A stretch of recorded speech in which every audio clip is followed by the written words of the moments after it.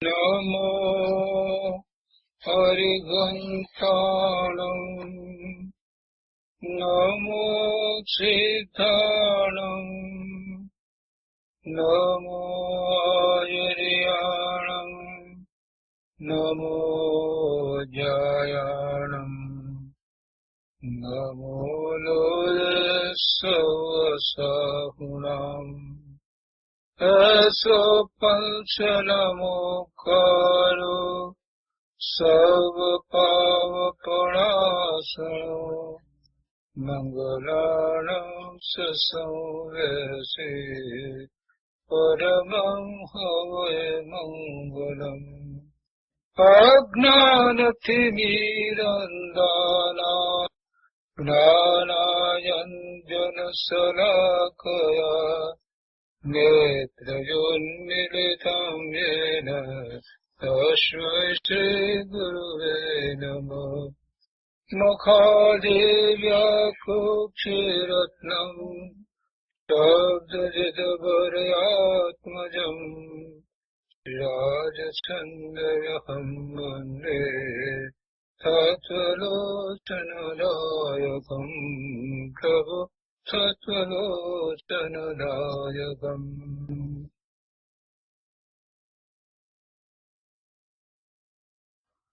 કૃપાળુદેવ શ્રીમદ રાજચંદ્રજી રચિત આત્મસિદ્ધિ. આત્મસિદ્ધિનો સ્વાધ્યાય ચાલે છે. એમાં આપણે 10મી ગાથાનો સ્વાધ્યાય કરી રહ્યા છીએ. મૂળ ગાથામાં તો એ વાત આવી છે કે સદગુરુના લક્ષણ કેવા હોય, કોને સદગુરુ કહેવા. આત્મજ્ઞાન સમદર્શિતા વિચરે ઉદય પ્રયોગ અપૂર્વવાણી પરમસુત સદગુરુ લક્ષણ યોગ. અને એનો વિસ્તાર કરતા શ્રીમદ રાજચંદ્ર વચનામૃત મૂળ ગ્રંથ છે, એની અંદર પણ આ ગાથાનો વિસ્તાર ઘણો આપ્યો છે અને એમાં આશંકા અને પછી એના સમાધાન પણ આપ્યા છે. એમાં એક આશંકા આ પ્રકારે કરી કે વર્તમાન કાળમાં સ્વરૂપ સ્થિત પુરુષ હોય નહીં, એટલે જે સ્વરૂપ સ્થિતિ વિશેષણવાળા સદગુરુ કયા છે તે આજે હોવા યોગ્ય નથી. આ પ્રમાણે એક વાત કરી અને પછી એનું સમાધાન પણ આપણે કર્યું છે. ગુરુદેવે એ સમાધાન આપણે સારી રીતે વિસ્તારપૂર્વક કરાવ્યું છે. સમાધાનમાં તો એ વાત આવી કે વર્તમાન કાળમાં ક્યારેક એમ કહેલું હોય કે કેવળ ભૂમિકાને વિશે એવી સ્થિતિ અસંભવિત છે, પણ આત્મજ્ઞાન જ ન થાય એમ કહેવાય નહીં. અને આત્મજ્ઞાન છે તે સ્વરૂપ સ્થિતિ છે, તે સ્વરૂપ સ્થિતિ છે. પછી એમાં બીજી એક શંકા થઈ કે જો આત્મજ્ઞાન છે તે સ્વરૂપ સ્થિતિ છે એમ કહીએ તો પછી આત્મજ્ઞાન થાય તો વર્તમાન કાળમાં મુક્તિ થવી જોઈએ, અને જીનાગમમાં તો વર્તમાન કાળમાં મોક્ષ થતો નથી એમ કહ્યું છે.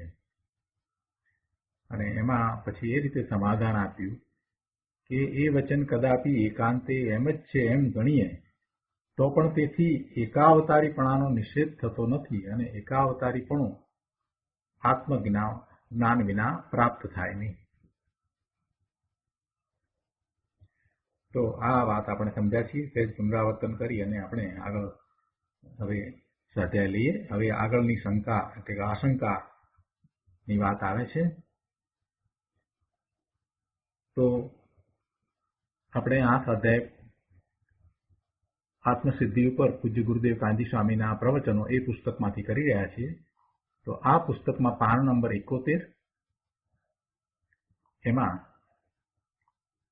ત્રીજા પેરેગ્રાફમાં કહે છે, ચોથા પેરેગ્રાફમાં કહે છે આશંકા કે આત્મજ્ઞાન વિના ત્યાગ વૈરાગ્યના ઉત્કૃષ્ટપણાથી એકાવતારીપણું કહ્યું હશે. આત્મજ્ઞાન હોય નહીં અને ત્યાગ વૈરાગનું ઉત્કૃષ્ટપણું હોય તો એને કારણે એકાવતારીપણું કહ્યું હશે. અથવા આત્મ અનુભવ વિના કસાયની મંદતા, દયા, બ્રહ્મચર્ય, વ્રત, શીલ, ત્યાગ, વૈરાગ્ય આદિ ઘણા પુરુષાર્થ વડે ઘણી સરળતા, ક્ષમતા વગેરે રાખે તેવા જીવને એકાવતારીપણું કહ્યું છે.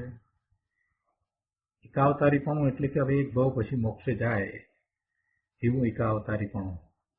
તો એવું એકાવતારીપણું કઈ રીતે કહ્યું છે? આત્મજ્ઞાન વિના આ પણ હોઈ શકે ને એમ એવો એક પ્રશ્ન કર્યો છે. આવો પ્રશ્ન કર્યો છે.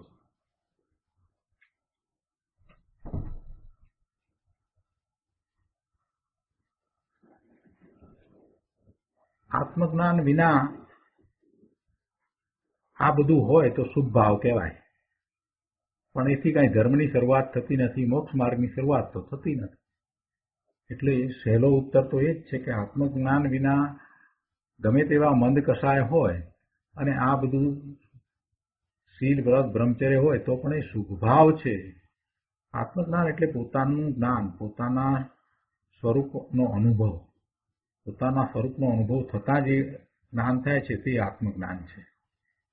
અને જ્યારે એ પોતાના સ્વરૂપને જાણે છે તો જ પછી પોતે બધાથી જુદો પડી જાય છે.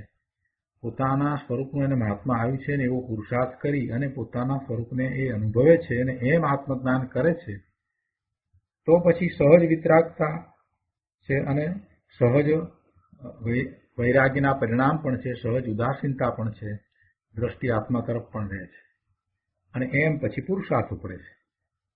પણ આત્મજ્ઞાન છે જ નહીં અને પછી જે ત્યાગ, વૈરાગ્ય ગમે તેટલો હોય તો એથી સ્વરૂપના અનુભવ વિના એ ગમે ત્યારે એને પડવાનું તો થશે જ, કેમ કે એ તો શુદ્ધભાવ છે. કેટલોક વખત ટકી રહેશે? આત્મજ્ઞાન વિના કેટલોક વખત ટકી રહેશે? એને આધાર શું છે? વૈરાગ્ય જ્ઞાન વિના ટકતોય નથી. અહીંયા ગુરુદેવે સમાધાન આપ્યું છે. ઉત્તરમાં કહે છે કે આત્માના ભાવ વિનાના ત્યાગ, વૈરાગ્ય પરમાર્થ કહેવાય નહીં. આત્માના ભાવ વિના, આત્માને જાણ્યો નથી, અનુભવ્યો નથી અને એના વિના ત્યાગ, વૈરાગ્યને સાચા ત્યાગ, વૈરાગ કહેવાતા નથી. એટલે પરમાર્થ એ ત્યાગ, વૈરાગ્ય નથી. તેવી ક્રિયાથી એકાવતારી પણ થાય નહીં. ગુરુદેવ તો કહે છે કે એક ભાવ પણ ઓછો થાય નહીં, કેમ કે એ શુભ ભાવ છે ને શુભ ભાવનું ફળ શું છે? પુણ્યનો બંધ છે. પુણ્યનો બંધ છે એટલે ભવ તો થવાનો જ છે. થોડીક અનુકૂળતાઓ, સંયોગો સારા પણ મળશે, એથી વિશેષ કાંઈ થવાનું નથી. અનુકૂળતા અને સંયોગો તો અત્યારે ક્યાં નથી મળ્યા એને? અત્યારે અનુકૂળતા અને સંયોગો તો ખૂબ સારા મળ્યા છે. એટલે આત્મજ્ઞાન વિના જે રખડી રહ્યો છે, આત્મજ્ઞાન થાય તો મિથ્યાત્વ જાય. આત્મજ્ઞાન એટલે સમ્યક દર્શન, સમ્યક જ્ઞાન, સમ્યક ચારિત્ર્યના પરિણામ. ગુરુદેવ કહે છે કે રાગ, દ્વેષ, પુણ્ય, પાપ, શુભ, અશુભ આદિ મલિન પરિણામ મારા નથી. હું ત્રિકાળ તેનાથી જુદો છું. એનું વર્તમાનમાં પ્રત્યક્ષ ભાન અનુભવ કર્યા વિના આત્મજ્ઞાનનો અંશ પણ ન જાગે. ક્રોધ, માન, માયા, લોભનો અંશ પણ મારો છે એમ માનવું તે દ્રષ્ટિ વિપરીત છે, ઊંધી છે. બે વાત એક સાથે કરી કે આ બધા જે પરિણામ છે, એવા જે ભાવ છે એ મલિન પરિણામ છે, એવા ભાવ મલિન ભાવ છે. એ મારા નથી ને ત્રિકાળ, ત્રણેય કાળે હું એનાથી જુદો છું એમ માત્ર બોલીએ એટલે કઈ જુદા થઈ જવાય છે? કોઈ એમ કે રાગ, દ્વેષ મારા નથી, પુણ્ય, પાપ પણ મારા નથી, શુભ, અશુભ ભાવ આ છે મારા નથી એમ બોલે અથવા લખી જાય, એ પરિણામ મારા નથી, તો એ એનાથી જુદો પડી જાય છે. એ બધાથી હું ત્રિકાળ જુદો છું એવું ક્યારે થાય છે? એને પ્રત્યક્ષ અનુભવ થાય તો, આત્મજ્ઞાનનો અંશ પ્રગટે એટલે કે આત્માનું જ્ઞાન થાય છે તો એ બધું એનાથી જુદું છે એવું એને અનુભવમાં આવે છે. પણ એવો અંશ પણ ન પ્રગટ્યો હોય ત્યાં સુધી એ ભલે બાહ્યમાં એવા દેખાવ કરે પણ એથી કાંઈ એને ક્રોધ, માન, માયા, લોભ ના અંશો ચાલ્યા જતા નથી. એ તો રહે જ છે, અંદરમાં પડ્યું જ છે. અને અંદરમાં પડ્યું છે તો એને પોતાના માને છે, કોઈક ને કોઈક પ્રકારે પોતાના માને છે. એ તો વિપરીત દ્રષ્ટિ છે. એટલે આત્મજ્ઞાન વિના તો વિપરીત દ્રષ્ટિ જાય જ નહીં. આગળ 72માં પાના ઉપર કહે છે કે આત્મજ્ઞાન વિના શુભ પરિણામ, ત્યાગ, વૈરાગ બધું એ ભારરૂપ ઉપાધિ છે. આત્મા શુદ્ધ ચિદાનંદ નિર્મળ છે. આત્મા શુદ્ધ ચિદાનંદ જ્ઞાન આનંદ રૂપી ભગવાન આત્મા છે. એ નિર્મળ છે, શુદ્ધ છે, એનામાં કોઈ મલિનતા નથી. પુણ્ય, પાપ, રાગ, દ્વેષ તથા બંધન રહિત છે. એવો આ ભગવાન આત્મા છે. પણ એ તો બધું શક્તિ અપેક્ષાએ છે ભાઈ. એવું તું સ્વીકાર, એનો તું સ્વીકાર કર કે એવું જ આત્માનું સ્વરૂપ છે, એટલે કે મારું સ્વરૂપ એવું છે એમ સ્વીકાર કર અને પછી એવા સ્વરૂપનો અનુભવ કર. એટલે તને તારું જ્ઞાન, તારા સ્વરૂપનું ભાન જ્ઞાન થશે. એ આત્મજ્ઞાન થતા પછી બધું સહેલું થઈ જાય છે. એ વખતે અતિન્દ્રિય આનંદનું વેદન પણ હોય છે. એવું અનુભવો સહિત સમ્યક દર્શન, સમ્યક જ્ઞાન, સમ્યક ચારિત્ર પ્રગટે છે. પછી ધર્મની શરૂઆત થાય છે. એટલે પહેલા તો આવો નિર્ણય કરવો કે પોતે શુદ્ધ છે, જ્ઞાન આનંદ સ્વરૂપ છે અને પોતાની અંદર આ શુભાશુભ ભાવ પણ નથી. શુભાશુભ ભાવ તો પરનું લક્ષ્ય કરતા થતા ક્ષણિક પરિણામ છે. એ પોતાની અંદર નથી. પોતામાં એવા કોઈ ગુણ પણ નથી કે જેને કારણે એવા પરિણામ થાય. એટલે પોતાનું સ્વરૂપ શુદ્ધ છે એવો પાકો નિર્ણય કરીને સ્વરૂપનું લક્ષ્ય કરે તો નિર્મળ પરિણામ થાય. પણ પોતાનામાં મલિનતા ભરી છે એવી મલિનતાનું લક્ષ્ય કર્યા કરશે, પોતે પામર છે એવું પામરતાનું લક્ષ્ય કર્યા કરશે તો નિર્મળ પરિણામ ક્યાંથી થવાના છે? ભગવાન આત્મા અતિન્દ્રિયપણે અનુભવમાં આવે એવો છે. કોઈ ઇન્દ્રિયો દ્વારા અનુભવાય એવો નથી. અવિનાશી છે અને એવા લક્ષ્ય નિર્દોષ દ્રષ્ટિ વડે અવિરોધ જ્ઞાનની જાગૃતિ દ્વારા રાગ, દ્વેષ, અજ્ઞાનના ભાવો ટાળીને એવા અજ્ઞાનના ભાવોને છેદીને આત્માનો અનુભવ કરે તો એવો ભગવાન આત્મા એને અનુભવમાં આવે છે. અને એમાં અકસાયપણું છે, અસંયોગીપણું છે, નિર્મળપણું છે, સાક્ષીપણું છે. એ બધું પુરુષાર્થ સહિત પ્રગટ થાય છે. પોતે કસાય રહિત છે, પોતે કોઈ સાથે સંયોજાયેલો નથી, પોતે નિર્મળ છે અને પોતે જ્ઞાતા દ્રષ્ટા ભાવે છે. સાક્ષીપણું પણ પોતાનામાં જ છે. એ બધું પોતાના એવા સવળા પુરુષાર્થ દ્વારા પ્રગટ થાય એવું છે.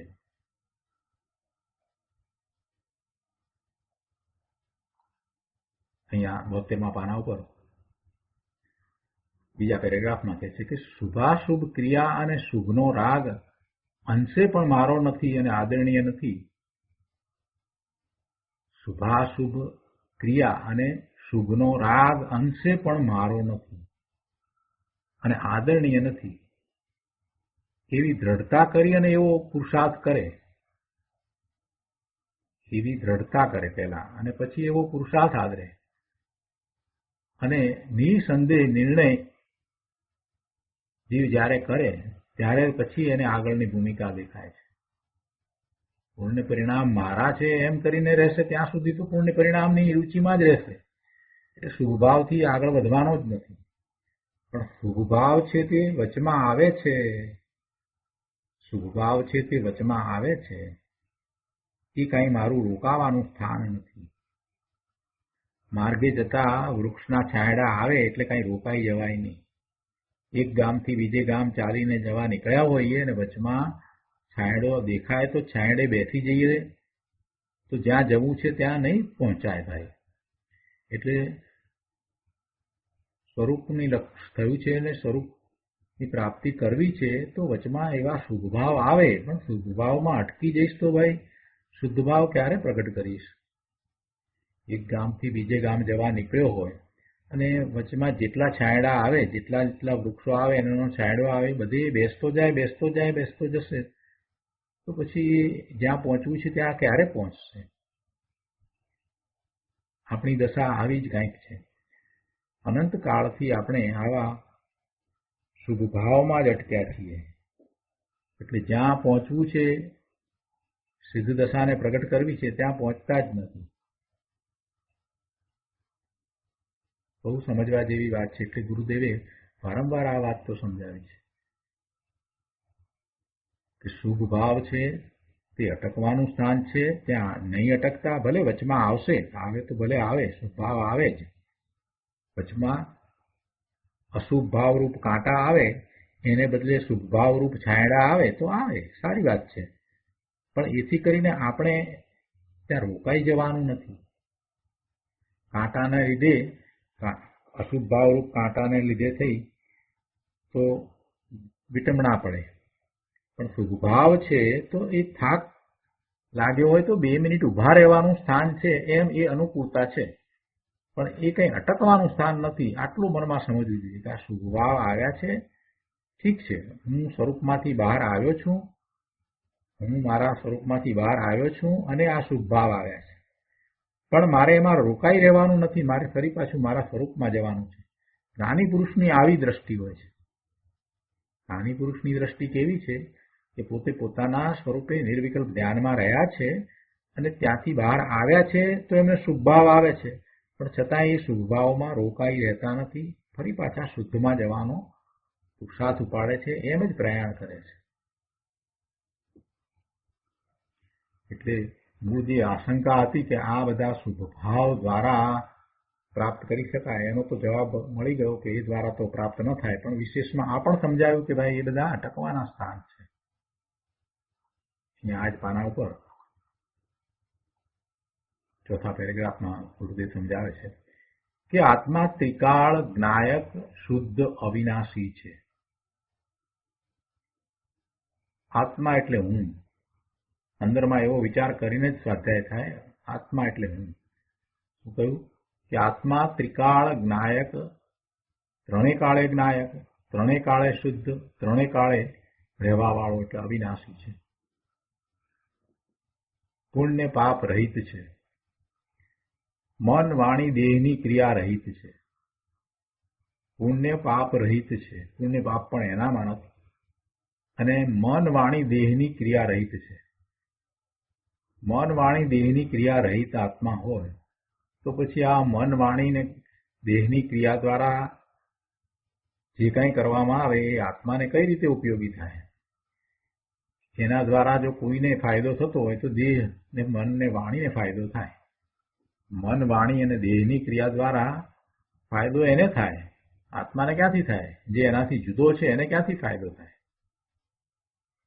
તમે કાંઈ પણ કરો તો બીજાને ફાયદો થાય કે તમને ફાયદો થાય? તમને ફાયદો થાય કે તમને નુકસાન થાય? બીજાને શું? એવી રીતે મન વાણી અને દેહની ક્રિયા જે છે એથી આત્માને કાંઈ લાભ થતો નથી. પોતે એવો પુરુષાર્થ કરે છે તો શુભભાવ પણ છે ને શુભ ભાવ પ્રમાણે એવી મન વાણી અને દેહની ક્રિયા પણ હોય, પણ આત્મા તો એનાથી જુદો છે. આત્મામાં તો મન વાણી દેહ રહ્યા નથી. એટલે આવી ક્રિયાઓ દ્વારા ખરેખર આત્માને કાંઈ ફાયદો થતો નથી. એના પરિણામ દ્વારા ફાયદો ક્યાં થાય? જ્યાં પરિણામ થઈ રહ્યા છે, જેના પરિણામ થયા છે ત્યાં ફાયદો થાય. એટલે શરીરને માટે ફાયદો થાય. આવતે ભવે કંઈક સારું શરીર મળે એટલું જ, બીજું કંઈ થાય નહીં. એથી કરીને આત્મા સિદ્ધ દશાને પ્રગટ કરી શકે એમ નથી. અત્યારે વર્તમાનમાં એને સારું શરીર પણ મળ્યું છે, સમજ પણ મળી છે, બધું મળ્યું જ છે, અનુકૂળ સંયોગો તો મળ્યા જ છે ને. પણ એથી ક્યાં ધર્મ થઈ રહ્યો છે? ધર્મ તો સ્વરૂપનું લક્ષ કરે ત્યારે થાય. અને સ્વરૂપનું લક્ષ ક્યારે થાય? તો કે સ્વરૂપનું મહાત્મા આવે ત્યારે. પોતાનું સ્વરૂપ સિદ્ધ સમાન છે એવું મહાત્મા આવે તો સ્વરૂપનું લક્ષ થાય.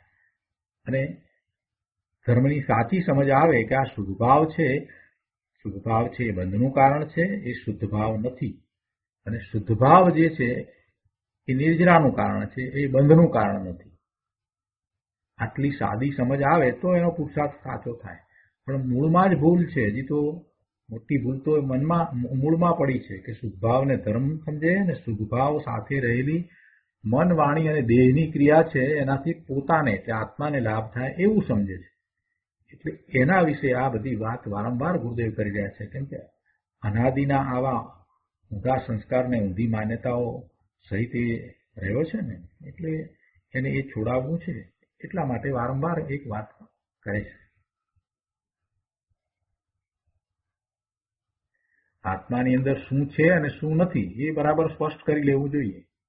કે આત્માની અંદર રાગ આદિ અશાંતિનો અંશ માત્ર પણ નથી. એમાં તો શાંતિ છે.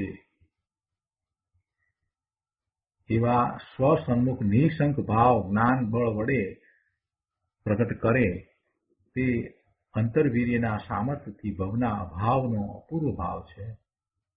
તે જેને પ્રગટે છે તેનો સાચો પુરુષાર્થ છે. પોતે ત્રિકાળ જ્ઞાયક શુદ્ધ છે, અવિનાશી છે, પુણ્ય પાપ રહિત છે, મન, વાણી, દેહની ક્રિયાથી પણ રહિત છે. પોતામાં રાગ આદિનો અંશ પણ નથી, અશાંતિ પણ નથી, પોતે નિર્મળ છે, પોતાનામાં કોઈ મલિનતા પણ નથી. એમ બરાબર દ્રઢતા કરી અને સ્વસન્મુખ થાય. તો આ દ્રઢતા થઈ તે શેને આધારે થઈ? કે દ્રવ્યશ્રુતના અભ્યાસ દ્વારા જે એને જ્ઞાનમાં દ્રઢતા કરી છે એના આધારે. હવે એ તો જ્ઞાન માહિતી રૂપ છે. દ્રવ્યશ્રુતનો અભ્યાસ કરીને આ બધી માહિતી એને મેળવી. એટલે હવે એ જે છે એ તો માહિતી રૂપ છે ને એમ દ્રઢતા થઈ છે. પણ એ દ્રઢતા થઈ છે તો એવો સામો નિર્ણય અનુભવ સહિતનો થવો જોઈએ ને. તો તે છે કે એવો પહેલા તો તું દ્રઢ નિર્ણય કર અને પછી તું સ્વસન્મુખ થઈશ તો તને તારામાં જે સામર્થ્ય પડ્યું છે એ સામર્થ્ય દ્વારા જ તારા સ્વરૂપનો અનુભવ થશે. એટલે આ જે તે નિર્ણય કર્યો હતો એ તારો નિર્ણય સમ્યક થશે અને એ જ સમ્યક જ્ઞાન છે. અને એમ થતા પછી કોઈ શંકા રહેતી નથી. સ્વરૂપ વિશે કોઈ શંકા રહેતી નથી, જગત વિશે કોઈ શંકા રહેતી નથી. એમ નિઃશંક ભાવ પ્રગટ થાય છે. અને એ પુરુષાર્થ સાચો પુરુષાર્થ છે. એટલે કહે છે કે એવા સ્વસન્મુખ નિઃશંક ભાવ જ્ઞાન બળ વડે પ્રગટ કરે તે અંતરવીર્યના સામર્થ્યથી ભવના અભાવનો અપૂર્વ ભાવ છે. તે જેને પ્રગટે છે તેનો સાચો પુરુષાર્થ છે. નિત્યના આશ્રય જ્ઞાન ભાવે નિર્દોષપણે ટકી રહેવાનો જે પુરુષાર્થ કરે, નિત્યના આશ્રય, નિત્ય પોતાનું સ્વરૂપ છે. નિત્યના આશ્રય, પોતાના સ્વરૂપના આશ્રય જ્ઞાન ભાવે નિર્દોષપણે ટકી રહેવાનો જે પુરુષાર્થ કરે અને અકસાયપણાને લક્ષે કસાયની મંદતા અને વૈરાગ્ય વધતા ઉચ્ચ ભૂમિકા તરફ ચડે તે અંતર સ્થિરતામાં આગળ વધે છે. આમ આગળ વધારે પુરુષાર્થ થાય છે. અંતર સ્થિરતા કઈ રીતે થાય છે? એક વખત અનુભવ થાય છે અને પછી એવો અનુભવ થયા પછીથી વારંવાર એવો જ પુરુષાર્થ કરે છે. સ્વરૂપમાં રહેવાનો પુરુષાર્થ કરે છે. પોતે મંદ કસાઈ નથી પરંતુ અકસાઈ છે. શુભ ભાવ એ મંદ કસાય છે પણ પોતે તો શુભ ભાવથી પણ રહિત છે, અકસાય છે. એટલે અકસાયપણાને લક્ષે પોતાનામાં શુભ ભાવ પણ છે નહીં એવો પોતે શુદ્ધ સ્વરૂપ છે. તો એના લક્ષે કસાયની મંદતા થઈ જાય છે અને વૈરાગ્ય પણ વધે છે અને પોતે એમ કરતા સ્વરૂપને વિશે સ્થિરતા વધારતો જાય છે. જો સ્વરૂપમાં રહેવા માટેનો જે પુરુષાર્થ થાય છે ને એ મુનિઓને હોય છે. જેમણે સ્વરૂપનો અનુભવ કર્યો છે એવા મુનિઓને સ્વરૂપમાં સ્થિરતા માટેનો પુરુષાર્થ હોય છે. મિથ્યાત્વ સહિત જે છે એને તો સ્વરૂપનો અનુભવ કરવાનો પુરુષાર્થ હોય છે. એટલે પહેલો પુરુષાર્થ તો સ્વરૂપનો અનુભવ, અને જેને એવો સ્વરૂપનો અનુભવ થયો છે એને પછી ચારિત્રનો પુરુષાર્થ શરૂ થાય છે. કેમ કે દ્રષ્ટિ બદલાઈ ગઈ છે ને, દ્રષ્ટિ એટલે માન્યતા બદલાઈ ગઈ છે ને, શ્રદ્ધા બદલાઈ ગઈ છે ને, પોતાના સ્વરૂપને હવે બરાબર જાણી છે ને, એટલે પછી આપોઆપ બહારમાં એવા વૈરાગ્ય ઉત્પન્ન થાય છે ને, વૈરાગ્ય આગળ વધતા વધતા પછી એ મુનિ દશામાં પરિણમે છે, એટલે કે પછી એ દીક્ષા લઈ લે છે. એ બધું પછી એક થવા માંડે છે. એક વખત અનુભવ થયો ને પછી આખી દ્રષ્ટિ બદલાય છે. એટલે પછી મુનિ થાય છે એને પછી સ્વરૂપ સ્થિરતાનો પુરુષાર્થ છે. સ્વરૂપ સ્થિરતાનો પુરુષાર્થ કહો કે કેવળ જ્ઞાનનો પુરુષાર્થ કહો, બંને વાત એક જ છે. સ્વરૂપમાં સ્થિર થઈ જાય છે, શ્રેણી ચડી જાય છે, સ્થિર થઈ જાય છે, એટલે કેવળ જ્ઞાન પ્રગટ થાય છે. પછી તેમાં આપણે ગુણસ્થાન પ્રમાણે બધો આખો વિસ્તાર કરીએ છીએ, પણ સરળતાપૂર્વક આ જ સમજવાનું છે. આગળ અહીંયા કહે છે કે આત્મા આનંદ સ્વરૂપ પુણ્ય પાપ રાગ દ્વેષ રહિત છે એવું ભાન તો આ કાળમાં પણ થાય છે. એટલે વર્તમાન કાળમાં પણ આ તો દશા આવે છે અને તેને ચોથું ગુણસ્થાન કહેવાય છે. આત્માનું ભાન થયા પછી કસાયની વિશેષ મંદતા કરતા પુરુષાર્થની અંતરંગ સ્થિરતા થતા અંશે ગુણની વૃદ્ધિ થઈ તેને દેશવૃત્તિ નામનું પાંચમું ગુણસ્થાન કહે છે. અહીંયા ગુણની વૃદ્ધિ કઈ છે? તો ગુણ તો આત્મામાં જે ગુણ છે એની વાત નથી. એ તો એટલા છે એટલા જ છે. અનંત ગુણ છે તો અનંત ગુણ જ છે. અહીંયા ગુણ એટલે પર્યાય. અહીંયા એમ કહ્યું ને કે ગુણની વૃદ્ધિ એટલે એ પર્યાયની વાત છે. પોતાના નિર્મળ પરિણામ જે થઈ રહ્યા છે, વારંવાર એવા પરિણામ થાય એમ એ ગુણની વૃદ્ધિ છે. એટલે પછી એને દેશવૃત્તિ, એટલે પછી બાહ્યમાં એમ કહેવાય કે એને 12 વ્રત હોય છે એવું 12 વ્રતધારી જે શ્રાવક થાય છે, અથવા તો 11 પ્રતિમાધારી શ્રાવક થાય છે, એ દેશવૃત્તિ છે. પાંચમું ગુણસ્થાન છે. અને છઠ્ઠા ગુણસ્થાનકે તો એ નિર્ગ્રંથ મુનિ થયો છે તો છઠ્ઠું ગુણસ્થાન હોય છે. એટલે કે છઠ્ઠા ગુણસ્થાનકે તો ઘણા ગુણની ઉજ્જવળતા અને સર્વવીરતીપણું એટલે અંતરંગ જ્ઞાનની સ્વરૂપ સ્થિરતા ઘણે અંશે થાય છે. એટલે સાથે બાહ્યમાં એને મુનિ દીક્ષા હોય જ છે. મુનિ દીક્ષા છે એટલે પોતે સ્થિરતાનો પુરુષાર્થ કરે છે અને એમ એ એકાગ્રતા વધારતા સાતમા ગુણસ્થાનની દશા પ્રગટ કરે છે. પછી 12માં આવે છે તો છઠ્ઠું ગુણસ્થાન છે. એટલે છઠ્ઠા ગુણસ્થાનની દશામાં શું હોય છે તો કે ઘણા ગુણની ઉજ્જવળતા અને સર્વવીરતીપણું એટલે કે અંતરંગ જ્ઞાનની સ્વરૂપ સ્થિરતા ઘણે અંશે થાય છે. સ્વરૂપ સ્થિરતા ઘણે અંશે થાય છે. ધર્માત્મા મુનિઓમાં મહાસમર્થ જેમની દશા બહુ પવિત્ર હતી એવા પૂજ્ય શ્રી કુંદાચાર્ય, અમૃતચંદ્રાચાર્ય વગેરે છઠ્ઠી સાતમી ભૂમિકામાં ઝૂલતા હતા. છઠ્ઠા સાતમા ગુણસ્થાનની દશામાં હતા.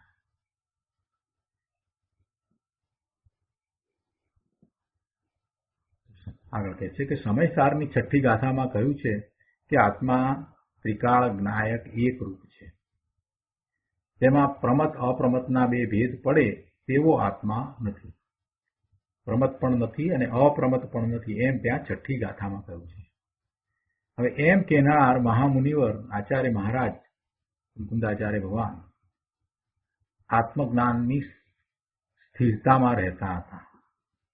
પોતે વારંવાર પોતાના સ્વરૂપમાં સ્થિરતાનો પુરુષાર્થ કરતા હતા.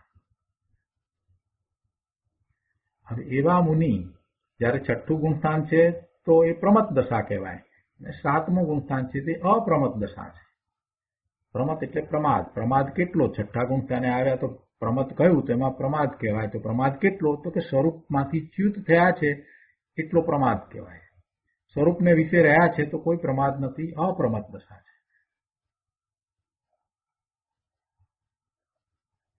એટલે આત્મા તો પ્રમત પણ નથી ને અપ્રમત પણ નથી. એ તો શુદ્ધ છે, ત્રિકાળ શુદ્ધ છે. આ તો જે છે તે દશામાં છે. છઠ્ઠી ગાથામાં તો એ જે વાત કરી છે એમાં એ રીતે વાત કરી છે કે આત્મા તો ત્રિકાળ શુદ્ધ જ છે. કેમ કે શુદ્ધ સ્વરૂપનું જીવને જ્યાં સુધી જ્ઞાન ભાન નથી ને ત્યાં સુધી એને સ્વરૂપનું મહાત્મા આવતું જ નથી. એટલા માટે શુદ્ધ સ્વરૂપ કેવું હોય એનું વર્ણન ખૂબ કરવામાં આવ્યું છે. સમયસારમાં જુદી જુદી રીતે આત્મા કઈ રીતે શુદ્ધ છે, આત્માનું સામર્થ્ય કેવું છે, એના ગુણોની વાત કરવામાં આવી છે. ઘણું બધું કરવામાં આવ્યું છે. એ દ્વારા આત્માનું સામર્થ્ય આવે, આત્માનું સામર્થ્ય એટલે પોતાના સ્વરૂપનું સામર્થ્ય એને સમજાય, એનો મહિમા આવે, એનું મહાત્મા આવે, અને એમ એ પોતે એ પુરુષાર્થ તરફ વળે કે પોતે આવો છે તો પછી એવો એ પોતાને પ્રગટ કરે. એટલે જે પર્યાયની વાત કરવામાં આવી હોય એમાં નિર્મળ પર્યાયની વાત કરવામાં આવી હોય ત્યાંય પછી પાછું એમ કહ્યું કે એનાથી પણ જુદો ભગવાન આત્મા તો વિકાળ શુદ્ધ છે, એમ કરીને વાત કરવામાં આવે. આ છઠ્ઠી ગાથામાં વાત કરી છે, દશાની વાત કરી છે કે આત્મા કંઈ પ્રમત પણ નથી કે અપ્રમત પણ નથી, એ તો દશા છે. સાતમા છઠ્ઠા ગુણસ્થાનની દશા છે કે જ્યાં અપ્રમત અને છઠ્ઠામાં પ્રમત એમ કહ્યું છે.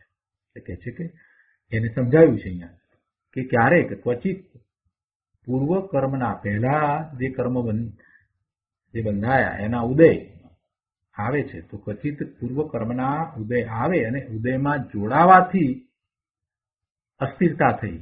કયા પ્રકારની અસ્થિરતા થઈ કે પોતાના સ્વરૂપને વિશે સ્થિરતા ન રહી એટલે અસ્થિરતા થઈ. ક્વચિત પૂર્વ કર્મના ઉદયમાં જોડાવાથી અસ્થિર થઈ મંદ રાગમાં જોડાઈ, મંદ રાગ એટલે શુભ ભાવ, મંદ રાગમાં જોડાઈ છઠ્ઠા ગુણસ્થાનમાં આવે અને વળી સ્થિર અપ્રમત થતા સાતમે ગુણસ્થાને જાય. એવી પરમ અદ્ભુત ચારિત્ર દશામાં સ્થિર હોય તે સદગુરુ કહેવાય છે. અહીંયા તો સદગુરુ કોને કહેવા એ વાત કરી હતી, તો આપણે પહેલા જ વાત એમ કહી કે છઠ્ઠા ગુણસ્થાને સદગુરુ કહેવાય. તો આ સદગુરુની વાત અહીંયા લીધી કે આવી દશા હોય છે એ સદગુરુ કહેવાય. હવે એ આત્મજ્ઞાની સંત હોય છે, છઠ્ઠા ગુણસ્થાનની ભૂમિકામાં હોય, કેમ કે જે સાતમે ગયા છે એ જ છઠ્ઠે આવે છે. સીધું કઈ છઠ્ઠે જવાતું નથી, પાંચમેથી છઠ્ઠે નથી જવાતું કે ચોથેથી છઠ્ઠે, એમ નથી. ચોથે કે પાંચમેથી સાતમે જઈ અને પછી એ બહાર આવે ત્યારે છઠ્ઠું હોય છે. જ્યારે મુનિ છઠ્ઠે ગુણસ્થાનકે હોય છે ત્યારે પોતાના પુરુષાર્થની નબળાઈના કારણે અલ્પ અસ્થિરતા થઈ જાય છે અને શુભ ભાવ પ્રશસ્ત રાગ ની વૃત્તિ ઉપજે છે. અસ્થિરતા તો શું અસ્થિરતા કે પોતાના સ્વરૂપને વિશે સ્થિરતા નથી, એ અસ્થિરતા. અને એમ કેમ થયું તો કે એટલો પુરુષાર્થ નબળો છે. એટલે કહે છે કે એ છઠ્ઠા ગુણસ્થાનની ભૂમિકામાં છે ત્યારે શું છે તો કે ત્યારે પોતાના પુરુષાર્થની નબળાઈના કારણે એ અલ્પ અસ્થિરતા છે અને ત્યારે પ્રશસ્ત રાગ એટલે શુભ ભાવની વૃત્તિ ઉપજે છે. કેવા છે એ વખતે શુભ ભાવ તો કે ગુરુ ઉપદેશ શ્રવણ કરવો અથવા શિષ્યોને ઉપદેશ આપવો, આહાર વિહાર આદિ શુભ પ્રવૃત્તિ હોય છે. આવી દશાને પ્રમત ગુણસ્થાન છઠ્ઠું ગુણસ્થાન કહે છે. છતાં તે અલ્પ અસ્થિરતા છે, છતાં આત્મજ્ઞાનને રોધક નથી. એ અલ્પ અસ્થિરતા આત્મજ્ઞાનને રોધક નથી અને સ્વરૂપ સ્થિરતામાં ખાસ બાધક નથી. આ બધું હોય તે છતાંય પોતે પાછા પોતાના સ્વરૂપને વિશે સ્થિરતાનો પુરુષાર્થ તો કરી જ લે છે, સ્વરૂપમાં તો જાય જ છે. સાતમા છઠ્ઠા ગુણસ્થાનની દશામાં તો એ અંતર્મુહૂર્તની અંદર 48 મિનિટથી ઓછા સમયમાં તો પાછા સ્વરૂપને સ્પર્શે જ છે.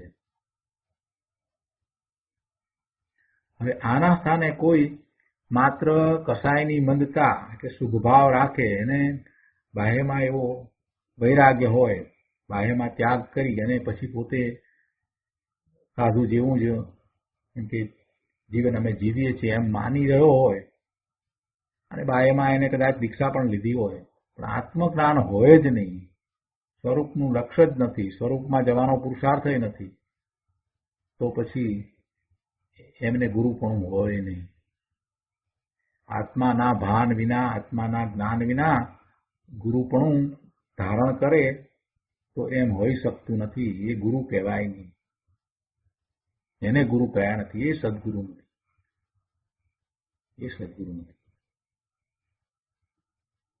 આત્મજ્ઞાન વિના બાહ્ય ત્યાગ વૈરાગ વાસ્તવિક શુભ પરિણામ કે પુણ્ય નથી. જો બાહ્ય ત્યાગ અને વૈરાગ એ કંઈ સાચા નથી હોતા. આત્મજ્ઞાન વિના તેનું પુણ્ય છે તે દોષવાળું છે અને સંસાર વધારનાર પાપાનુબંધી પુણ્ય હોય છે. હવે શિષ્યની બીજી એક અહીંયા પાછી આશંકા લીધી છે, કહે છે કે શિષ્ય કહે છે કે છઠ્ઠે ગુણ સ્થાનકે પ્રમાદ છે અને સ્વરૂપ સ્થિતપણું, ઈચ્છા રહિતપણું એવું સદગુરુનું પદ કહ્યું. પણ પૂર્ણ સ્વરૂપ સ્થિત પદ તો 13મે ગુણ સ્થાનકે જ સંભવે છે.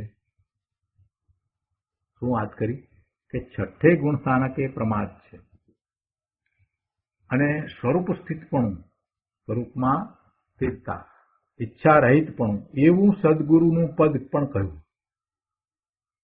પણ પૂર્ણ સ્વરૂપ સ્થિત પદ તો 13મે ગુણ સ્થાનકે જ સંભવે છે. તો એનું સમાધાન આપતા અહીંયા કહે છે કે ભાઈ તારું કહેવું એક દ્રષ્ટિએ અસંગત છે. સ્વરૂપ સ્થિતિની પારાકાષ્ઠા તો 14મા ગુણ સ્થાનકે હોય છે. 14મા ગુણ સ્થાનના છેડે, એટલે પછી તો કંઈ બાકી રહ્યું નહીં. પછી તો તરત જ એ જીવ સિદ્ધ શિલા ઉપર બિરાજી જવાના છે. એટલે સ્વરૂપ સ્થિતિની પારાકાષ્ઠા તો 14મા ગુણ સ્થાનકને છેડે હોય છે. કેમ કે આયુષ, નામ, ગોત્ર અને વેદનીય કર્મનો 13મે ગુણ સ્થાનકે નિમિત્ત નૈમિત્તિક સંબંધ છે. હજી એ પડ્યા છે ને 13મા ગુણ સ્થાને તો હજી 4 અઘાતી કર્મ છે. આત્મામાં અલ્પ પણ કચાશ છે ત્યાં લગી 13મું ગુણ સ્થાનક છે. તેથી ત્યાં સંપૂર્ણ સ્વરૂપ સ્થિતિ નથી, પણ સંપૂર્ણ વિતરાગ પદ છે. સંપૂર્ણ સ્વરૂપ સ્થિતિ નથી, પણ સંપૂર્ણ વિતરાગ પદ છે. અને સંપૂર્ણ વિતરાગ પદ કઈ રીતે છે? તો કે 4 ઘાતી કર્મોનો તો ક્ષય થયો છે, એટલે સંપૂર્ણ વિતરાગતા તો છે જ. મોહ આદિ 4 કર્મનો સર્વથા ક્ષય થયો છે ને. મોહનીય અને જ્ઞાનાવરણીય, દર્શનાવરણીય, અંતરાય 4 ઘાતી કર્મોનો પૂર્ણપણે ક્ષય થયો છે, એટલે વિતરાગતા છે, સંપૂર્ણ વિતરાગતા છે. અને એટલું જ નહીં, પણ સાથે શું છે? શું પ્રગટ થયું છે? તો કે અનંત જ્ઞાન, અનંત દર્શન, અનંત વીર્ય અને અનંત સુખ એવા અનંત ચતુષ્ટય પ્રગટ થયા છે. એટલે એવી અનંત સુખ સ્વરૂપની દશા પણ એ વખતે પ્રગટ થઈ છે. એટલે એ અપેક્ષાએ 13મા ગુણ સ્થાનકે પણ સંપૂર્ણ સ્વરૂપ સ્થિરતા કહેવાય. એ અપેક્ષાએ કેમ કે પ્રગટ કેવું થયું છે? અનંત જ્ઞાન, અનંત દર્શન, અનંત વીર્ય, અનંત સુખ એવા અનંત ચતુષ્ટય પ્રગટ થયા છે. પ્રભુ તો આનંદમાં જ છે. એટલે એ અપેક્ષાથી કહીએ તો સંપૂર્ણ સ્વરૂપ સ્થિરતા કહેવાય. આ સમાધાન આપી, બંને વાત સ્પષ્ટ કરી. એમણે શિષ્યએ જે પ્રશ્ન કર્યો હતો કે સ્વરૂપ સ્થિત પદ 13મે ગુણ સ્થાને, તો કહ્યું કે ના, ખરેખર જોવા જઈએ તો એ 14મા છેડે હોય છે, છતાંય 13મે કહેવાય તો એ આ રીતે કહેવાય છે. આગળ કહે છે કે આત્મા જે સ્વરૂપે છે તેની સમ્યક શ્રદ્ધા, સમ્યક જ્ઞાન અને સમ્યક ચારિત્ર વર્તમાનમાં પ્રગટે તે જ ક્ષણે પૂર્ણ સ્વરૂપ ઉઘડી ન જાય. એટલે જેવું સમ્યક દર્શન થાય એટલે એને એવી શ્રદ્ધા થાય, સમ્યક જ્ઞાન, સમ્યક શ્રદ્ધા, સમ્યક ચારિત્ર જેવા પ્રગટ થાય તો એ જ વખતે કાંઈ પૂર્ણ સ્વરૂપ ઉઘડી ન જાય. કારણ કે જે સમયે સમ્યક જ્ઞાન ઉત્પન્ન થયું તે સમયથી અંશે અંશે કાર્ય અને કારણ અપૂર્વ ઉપજે છે, પણ પૂર્ણ પવિત્ર ઉત્કૃષ્ટ દશા તો 14મા ગુણ સ્થાનકને છેલ્લે સમયે થાય છે. એટલે ધર્મની શરૂઆત 4થા ગુણ સ્થાનથી થાય છે, એ વાત અહીંયા સમજાવવી છે. અને પછી 6ઠ્ઠા ગુણ સ્થાનની દશા જે છે એ અદભુત દશા છે કે જે દશામાં આ સદગુરુ હોય છે, ગુરુ પણ હોય છે.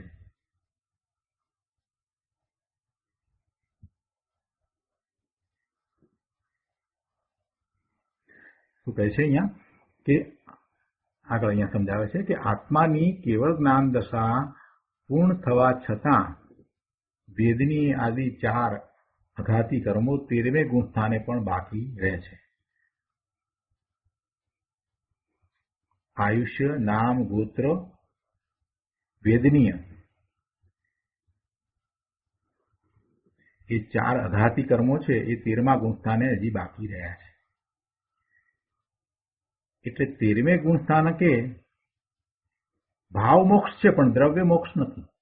કેમ કે 4 ઘાતી કર્મોની પ્રકૃતિઓ હજી પડી છે એટલે દ્રવ્ય મોક્ષ નથી. શરીર સાથે એ જીવ રહ્યો છે, એ કેવડીનો જીવ છે તે શરીર સાથે રહ્યો છે. તીર્થંકર ભગવાનનો જીવ છે તે શરીર સાથે રહ્યા છે અને એમને હજી આયુષ્ય, નામ, ગોત્ર અને વેદનીય, 7 વેદનીય હોય છે. એટલે દ્રવ્ય મોક્ષ નથી. શરીર તો છે ને, પણ વિતરાગતા કેવી પ્રગટ થઈ છે? 4 ઘાતી કર્મોનો ક્ષય થયો છે એટલે પૂર્ણ વિતરાગતા પ્રગટ થઈ છે. એટલે પોતે તો આનંદમાં છે. પોતાને જે દશા પ્રગટ થઈ છે એ કેવી છે? અનંત ચતુષ્ટય પ્રગટ થયા છે. અનંત જ્ઞાન, અનંત દર્શન, અનંત વીર્ય, અનંત સુખ, અનંત ચતુષ્ટય પ્રગટ થયા છે. એટલે પોતે તો સુખમાં જ છે, આનંદમાં જ છે. એટલે ભલે દ્રવ્ય મોક્ષ નથી, પેલા ઘાતી કર્મ પડ્યા છે, શરીર છે બધું, એટલે દ્રવ્ય મોક્ષ નથી, પણ ભાવ મોક્ષ છે. દ્રવ્ય મોક્ષ નથી છતાં પૂર્ણ સ્વરૂપ સ્થિતિ છે. અનંત જ્ઞાન, અનંત દર્શન, અનંત સુખ, અનંત વીર્ય પ્રગટ્યા છે. માટે સર્વજ્ઞ કેવળી જીન ભગવાનને સંપૂર્ણ સ્વરૂપ સ્થિરતા પણ અવિરોધપણે અપેક્ષા સમજીને કહેવાય છે. એટલે એ અપેક્ષાએ એમને સંપૂર્ણ સ્વરૂપ સ્થિરતા પણ કહેવાય. એ અપેક્ષાથી પૂર્ણ સ્વરૂપ સ્થિતિ આ રીતે કહી શકાય. એટલે સ્વરૂપ સ્થિરતા, સંપૂર્ણ સ્વરૂપ સ્થિરતા આ રીતે કહી શકાય. કેમ કે જે પ્રગટ થયું છે એ પૂર્ણ પ્રગટ થયું છે. એમાં કાંઈ અંશ પણ ઓછો છે એમ નથી.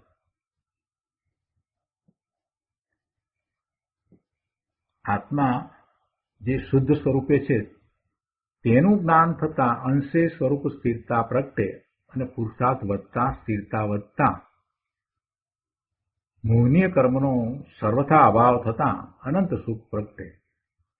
તે રીતે દેહ છતાં પૂર્ણપણે સ્વરૂપ સ્થિતિ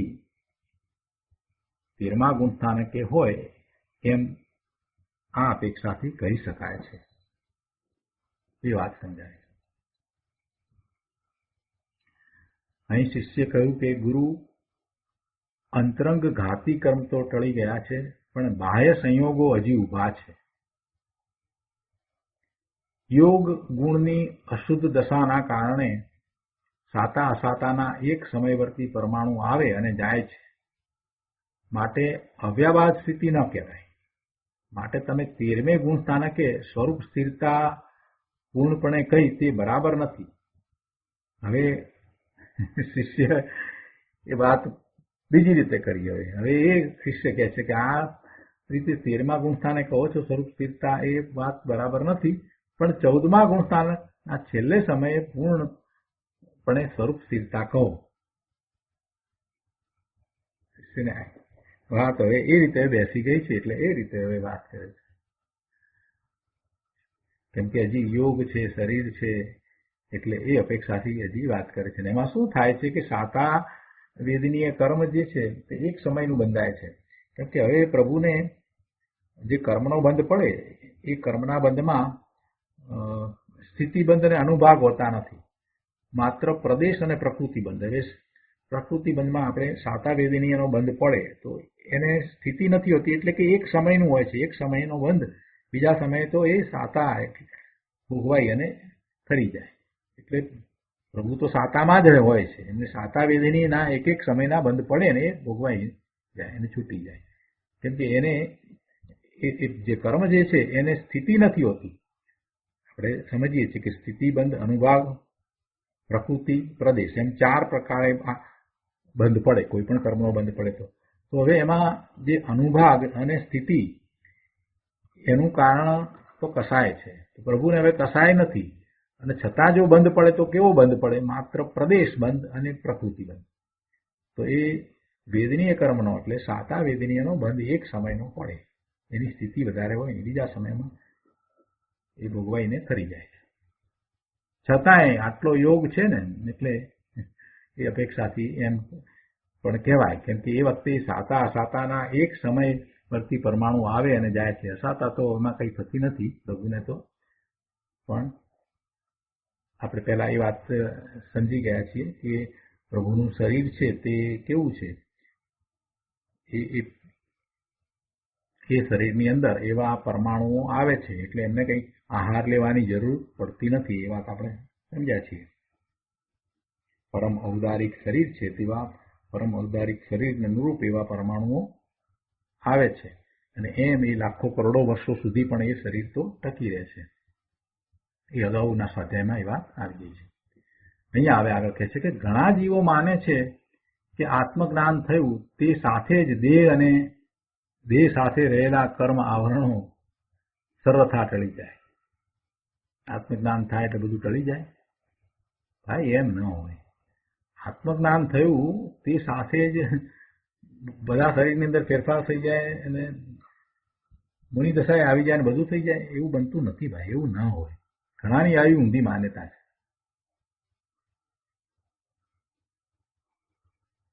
વળી એમ પણ માને છે કે આત્મજ્ઞાન થયું એને રાગ દ્વેષ અસ્થિરતા ન હોય. એવું પણ હોતું નથી. હજી આત્મજ્ઞાન થયું છે એ તો પોતે પોતાના સ્વરૂપ વિશે હવે સ્પષ્ટ થઈ ગયા છે. પોતાના સ્વરૂપ વિશેની એમની જે શ્રદ્ધા છે એ સમ્યક છે. હવે પોતાનું સ્વરૂપ એટલે પોતે આ ભગવાન આત્મા કોણ છે એ હવે એમને જણાવ્યું છે. પોતે આ વર્તમાન પર્યાય રૂપ પણ નથી ને બીજી અનેક પર્યાયોમાં એ જઈ આવ્યો, એમાંની કોઈ પર્યાય રૂપ નથી. એ તિર્યંજ કે દેવ કે કોઈ પર્યાય રૂપ નથી. પોતે પુરુષ નથી, સ્ત્રી નથી. પોતે જ્ઞાન સ્વભાવી ભગવાન આત્મા છે. આ પોતાનું સ્વરૂપ છે એની સાચી સમ્યક માન્યતા હવે એને થઈ છે, એવી શ્રદ્ધા થઈ છે. એ થયું એટલે બાકી બીજું બધું આમ જતું રહે એવું તો બનતું નથી. મિથ્યા દ્રષ્ટિને જ્યારે સમ્યક જ્ઞાન થાય ત્યારે કંઈ બધું થઈ જાય છે એમ નથી હોતું. એ માન્યતા ખોટી છે. એ ધીરે ધીરે પછી આગળ હવે દ્રષ્ટિ બદલાઈ, પોતાનું સાચું સ્વરૂપ સમજાયું એટલે પછી બધું આગળ ધીરે ધીરે કરે છે. પેલી વાર્તા છે ને, એક રાણી હતી અને એક રાજા હતા. એના રાજ્ય ઉપર બીજા રાજાએ ચડાઈ કરી અને એ રાજાને મારી નાખ્યો. અને એની પત્ની, એની રાણી, એ એના નાના બાળક રાજકુમારને, સાવ નાના રાજકુમારને લઈને જંગલમાં ચાલી જાય છે. અને પછી એ વખતે તો રાજકુમાર 2-3 વર્ષનો હશે. તો પછી એને ત્યાં મોટો કરે છે અને જંગલમાં ભીલ સાથે ઉછરીને મોટો થાય છે. પછી જ્યારે એ યુવાન થાય છે ત્યાર પછી એને કહેવામાં આવે છે, કહે છે કે ભાઈ તું કઈ ભીલ કુમાર નથી, તું રાજકુમાર છો અને આ પાસેનું રાજ્ય છે એ તારા પિતાનું રાજ્ય છે. હવે આ કહેતાની સાથે એક ક્ષત્રિયનું લોહી ઉછળી ઉઠે છે. તો હું રાજકુમાર છું. બસ એ દિવસથી એ પોતે પોતાને રાજકુમાર માનવા માંડ્યો. એને કહેવામાં આવ્યું કે ભાઈ આ વાત છે, આવી વાત છે. ત્યારથી બસ કે ઓહો હું તો રાજકુમાર છું. હવે રાજકુમાર થયું એટલો કે રાજપાટ બધું થોડું તરત ને તરત આવી જાય. તો પછી એને જે પ્રયત્ન કર્યો એ બધો કેવો પ્રયત્ન કર્યો કે પોતાનું રાજ પાછું મેળવવા માટેનો જ બધો પ્રયત્ન પછી થાય. પોતે રાજકુમાર છે તો પછી હવે શું પૂરા જંગલમાં રહે ને પછી તો પોતાનું રાજ કેમ કરીને પાછું મેળવવું, પછી બધો જ આખો પુરુષાર્થ એ તરફ વળી ગયો. એને લશ્કર પણ જમાવ્યું ને બધું જ કર્યું, એક પછી જે કરવું પડે એ બધું રાજ પાછું મેળવ્યું. તો એવી રીતે સમ્યક જ્ઞાન થાય એટલે કઈ બધું થઈ જાય છે એમ નહીં, પણ ધીરે ધીરે પછી એવો જ પુરુષાર્થ વળે છે કે હું ભગવાન આત્મા ત્રિકાળ શુદ્ધ છું એવું એક વખત અનુભવમાં આવ્યું પછીનો પુરુષાર્થ આખો એ રીતે જ થાય છે. પછી વર્તમાન પર્યાયમાં શું છે એ પ્રમાણે એનો પુરુષાર્થ થાય એમ નથી બનતું કે હું મનુષ્ય છું તો મારે હવે આ રીતે કરવું, એમ ન હોય.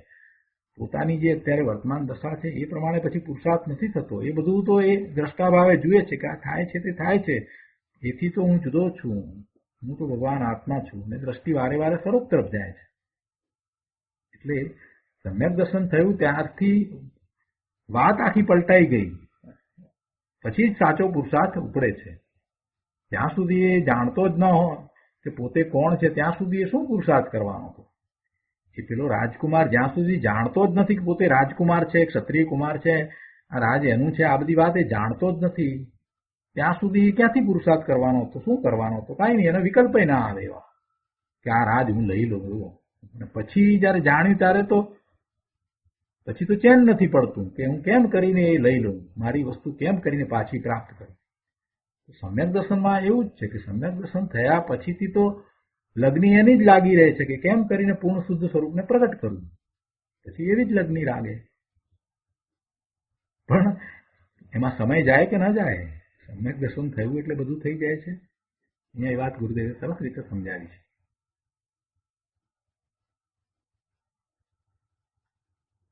ઘણા લોકો આવું માને છે, પણ એમ હોતું નથી. એ માન્યતા ખોટી છે. આત્મા શુદ્ધ નિર્મળ છે એવું ભાન થયું છતાં સાધક દશાની અંશે પવિત્રતા છે અને બાધક દશાની અલ્પ અસ્થિરતા દેખાય છે. બે વસ્તુ છે. સાધક દશાની અંશે પવિત્રતા છે, પોતાને આ સ્વરૂપ પોતાનું અનુભવમાં આવ્યું એટલે એ સાધક થયો, એવી એની સાધક દશા થઈ. એટલે એ પોતે પોતાની જે દશા છે એ પૂર્ણ શુદ્ધ છે એવી શ્રદ્ધા થઈ, સાચી સંધ્યા થઈ, અને એ જે ભાવ છે તો એ પવિત્ર ભાવ છે. એટલે અહીંયા કહે છે કે સાધક દશાની અંશે પવિત્રતા છે અને બાધક દશાની અલ્પ અસ્થિરતા દેખાય છે. હજી પૂર્ણપણે એ રાગ અને દ્વેષ ને બધું કંઈ ગયું નથી, એટલે એટલી હજી અસ્થિરતા તો દેખાય જ છે. જેમ જેમ જેમ જેમ એ અસ્થિરતા ઘટતી જાય છે, જેમ જેમ જેમ જેમ સ્વરૂપને વિશે એ વધારે ને વધારે સ્થિરતાનો પુરુષાર્થ કરતો જાય છે, તેમ તેમ તેમ તેમ શુદ્ધિની વૃદ્ધિ થતી જાય છે. એટલે કહે છે કે આવું છે એને સાધક દશાની અંશે પવિત્રતા છે અને બાધક દશાની અલ્પ અસ્થિરતા દેખાય છે, છતાં અંતરંગ સ્વરૂપને બાદ નથી.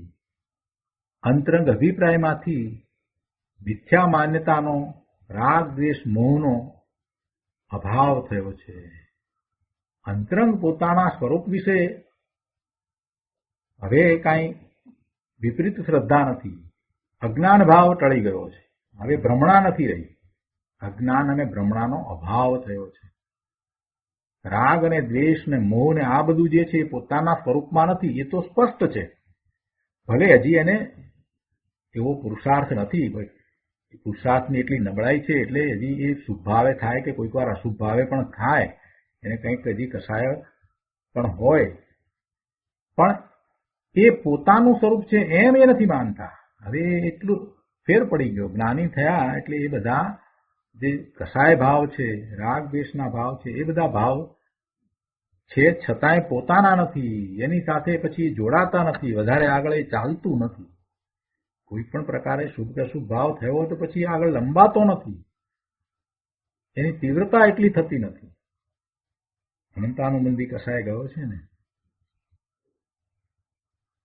અંતરંગમાં એક ક્ષોભ રહિત છે.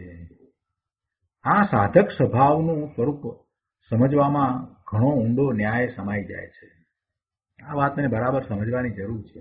કેમ કે સમ્યક દ્રષ્ટિ બારમાં તમારી સાથે બેઠા હોય, પેન્ટ શર્ટ પહેરીને બેઠા હોય અને બીજા વેશ બદલી લીધા હોય, પણ મિથ્યા દ્રષ્ટિ હોય. લગ્ન દિગંબર મુનિ પણ થયા હોય. સમ્યક દર્શન વિના એવી દીક્ષા તો લોકો લે છે ને. સમ્યક દ્રષ્ટિ હોય પણ બધું એકદમ કઈ થઈ જતું નથી. એટલે અને એવું પોતે સમજે પણ છે કે આ આટલી પોતાના પુરુષાર્થની નબળાઈ છે કે હજી પોતાને હજી ચારિત્રનો એવો પુરુષાર્થ ઉતર્યો નથી. પણ શ્રદ્ધામાં એમ જ છે કે આ જે કંઈ છે તે મારું નથી અને એના પ્રત્યેની ઉદાસીનતા તો સહજ થઈ ગઈ છે. એટલે બધું છૂટવાનું જ છે. પરિગ્રહ અંતરંગપણે તો છૂટેલા જ છે કે એ એક પણ વસ્તુને પોતાની માનતા નથી. એટલે અંતરમાંથી તો એ બધા પરિગ્રહ છૂટા જ છે. પણ છતાંય હજી પૂર્વકર્મના ઉદયો અનુસાર એમનું વર્તન થતું દેખવામાં આવે છે, પણ એની સાથે જોડાતા નથી. એ દશા ચોથા ગુણસ્થાનથી શરૂ થઈ ગઈ છે. અને અહીંયા આપણે જે સદગુરુની વાત કરીએ છીએ તો છઠ્ઠા ગુણસ્થાનની ભૂમિકાની વાત કરીએ છીએ. એ તો નિર્ગ્રંથ મુનિ થયા છે. એટલે એમને તો પછી વિચરે ઉદય પ્રયોગ એમ જ હોય ને. એ જ્ઞાતા દ્રષ્ટા ભાવે જ બધું કરતા હોય. વિચરે ઉદય પ્રયોગ. ગુરુના કર્મના ઉદય આવ્યા છે તો માત્ર એના જ્ઞાતા દ્રષ્ટા થઈ જાય છે.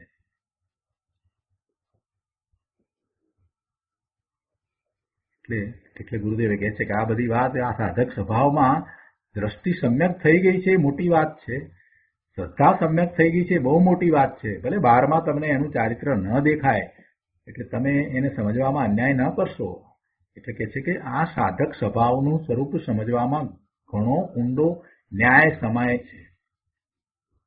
તેમાં ઘણો ગંભીર આશય છે, લોકો કાંઈક ઊંડાણમાં વિચાર મનન કરે, અભ્યાસ કરે તો બધું જેમ છે તેમ યથાર્થ સમજાય.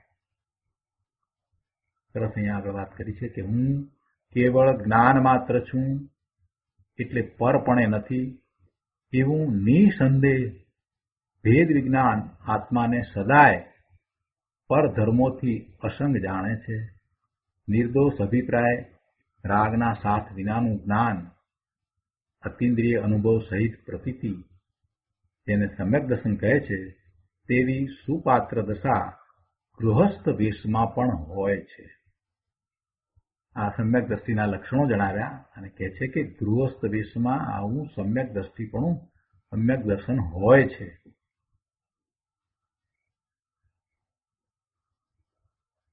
શું? હું કેવળ જ્ઞાન માત્ર છું, હું કેવળ જ્ઞાન માત્ર છું, એટલે પછી પરપણે તો ક્યાંથી હોવું? જ્ઞાન માત્ર તો શું છે? જ્ઞાન માત્ર તો મારું સ્વરૂપ છે. હું આત્મા છું તો આત્મા જ્ઞાન માત્ર છું, બીજું કાંઈ નથી. મનુષ્ય પણ નથી, અને મનુષ્ય નથી તો પછી પુરુષ છું કે સ્ત્રી છું એ વાત પણ નથી, કે પછી વર્તમાનમાં જે કઈ ડોક્ટર છું કે એન્જિનિયર છું એ વાત પણ રહેતી નથી. બધું ઉડી ગયું એક સાથે જ. હું કેવળ જ્ઞાન માત્ર છું. આ ચોથા ગુણસ્થાનની દશાની વાત છે પ્રભુ. એ ગ્રહસ્થ દશામાં છે ત્યારે પણ આમ હોય છે. હું કેવળ જ્ઞાન માત્ર છું એટલે પરપણે નથી. બાકી બધું પર એની સાથે રહ્યું છે, સંયોગને કારણે સાથે રહ્યું છે, છતાં એનાથી એ છૂટો પડી ગયો. નાળિયેરમાં પેલો ગોળો છૂટો પડી જાય ને એને છૂટો પડી ગયો. અને એવું નિસંદેહ ભેદ વિજ્ઞાન આત્માને સદાય પરધર્મોથી અસંગ જાણે છે. આ ભેદ વિજ્ઞાન જે થયું છે એ પોતે પોતાને, આત્માને એટલે પોતે પોતાને હંમેશા પરધર્મોથી અસંગ જાણે છે. બીજા બધા ધર્મો સાથે એ જોડાયેલો નથી. ધર્મ એટલે કયા ધર્મ? જગતના બધા પદાર્થોના જે પરિણમન જે થાય છે એ બધા એના ધર્મ, અને પરના લક્ષ્ય થતા પોતાના જે ભાવ એ પણ પરના, એટલે એ પણ પરધર્મ. શુભ કે અશુભ ભાવ એ પણ પરધર્મ. એ બધાથી પોતે જુદો છે, એનાથી અસંગ છે. એનો સંગ પોતાને નથી. ભલે પોતાની આસપાસમાં હોય તો પણ એનો સંગ નથી. નિર્દોષ અભિપ્રાય, દોષ વિનાનો અભિપ્રાય, રાગના સાથ વિનાનું જ્ઞાન, રાગના સાથ વિનાનું જ્ઞાન, અતિન્દ્રિય અનુભવ સહિત પ્રતીતિ, અતિન્દ્રિય ઇન્દ્રિયો વિના પોતાના સ્વરૂપનો અનુભવ એટલે આનંદનો અનુભવ જે થયો એવી પ્રતીતિ. એવી હવે પ્રતીતિ તો અનુભવ થયો છે એટલે પ્રતીતિ એમ જ રહ્યા કરે છે, પોતે જે છે એની જ પ્રતીતિ રહ્યા કરે. જેને સમ્યક દર્શન કહે છે તો એવી એ સમ્યક દર્શનની દશા ગૃહસ્થ વેશમાં પણ હોય છે. હવે અહીંયા 75મા પાના ઉપર ત્રીજા પેરેગ્રાફમાં કહે છે, ત્રીજી લીટીમાં, કે અહીંયા શ્રીમદે બહુ ઝીણવટથી સત્પુરુષ જ્ઞાનીનું વર્ણન કરતા કહ્યું, અને તેમાં સત્પુરુષના લક્ષણ જાતે લખ્યા છે કે સ્વરૂપ સ્થિત, ઈચ્છા રહિત, કેવળ જ્ઞાયકપણું આત્માનું લક્ષણ છે. આ કૃપાળુદેવે જાતે આ વાત મૂકી છે કે સ્વરૂપ સ્થિત, ઈચ્છા રહિત અને કેવળ જ્ઞાયકપણું આત્માનું લક્ષણ છે. સત્પુરુષના લક્ષણમાં આ વાત કરી છે. ધર્મ અને ધર્મીનું વાસ્તવિકપણું સ્વાધીનપણે પોતાને ટકવું તેમાં છે. તેમાં મન, વાણી, દેહની ક્રિયા, પુણ્ય પાપ આદિ કાંઈ કરવાનું ના આવે.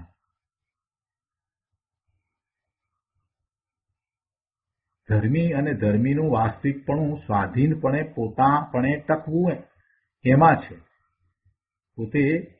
પોતાપણે ટકી રહે છે, સ્વાધીનપણે, સ્વને આધીનપણે રહે, એ જ એનું ધર્મ કર્તવ્ય છે, અથવા તો એ ધર્મ છે એનો, એ ધર્મ છે ને એમ એનું વાસ્તવિક ધર્મપણે ટકવું છે.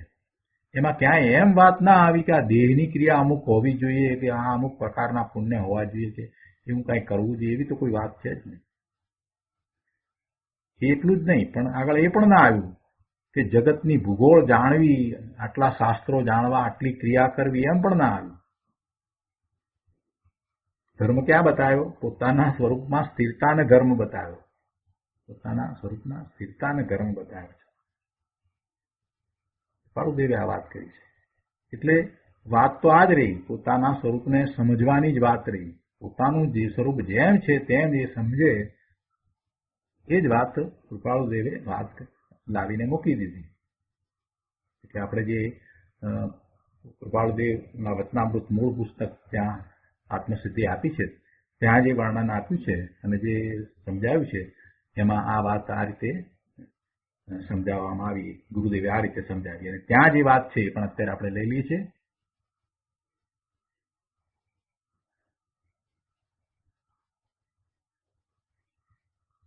કે ત્યાગ વૈરાગ્યના ઉત્કૃષ્ટપણાથી તેને એક અવતારીપણું કહ્યું હશે. ત્યાં સમાધાન આપ્યું છે કે પરમાર્થથી ઉત્કૃષ્ટ ત્યાગ વૈરાગ્ય વિના એક અવતારીપણું થાય જ નહીં એવો સિદ્ધાંત છે.